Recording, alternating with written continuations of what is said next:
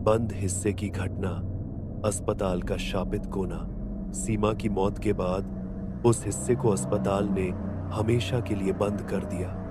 डॉक्टरों और नर्सों ने दावा किया कि उस कमरे में अजीब आवाजें आती हैं, कभी किसी औरत की धीमी सिसकियां, कभी खटखटाहट और कभी किसी के कदमों की आहट। पहली ही रात चौकीदार रमाकांत ने देखा कि बंद कमरे की खिड़की से एक परछाई झोंक रही है।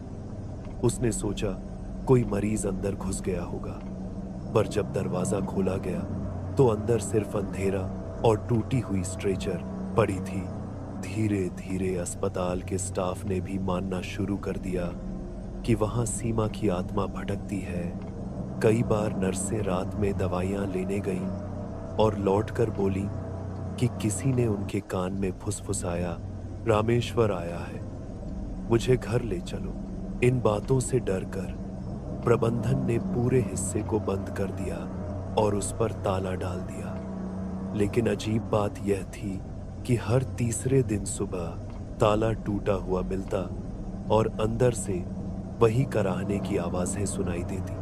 समय बीतता गया, पर उस हिस्से की दहशत और गहरी होती चली गई। जो भी हिम्मत करके अंदर गया वह मानसिक रूप से अस्वस्थ होकर लौटा।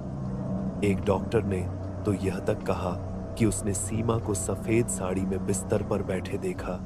उसकी आंखें लाल थीं और वह लगातार दरवाजे की तरफ देख रही थी, जैसे किसी का इंतजार कर रही हो। गांव के लोग कहने लगे कि सीमा की आत्मा अपने पति रामेश्वर को पुकारती रहती है।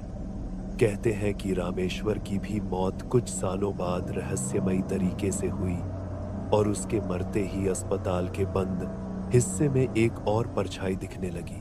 अब लोग मानते हैं कि वह हिस्सा सिर्फ सीमा का नहीं, बल्कि सीमा और रामेश्वर दोनों की आत्माओं का ठिकाना बन चुका है।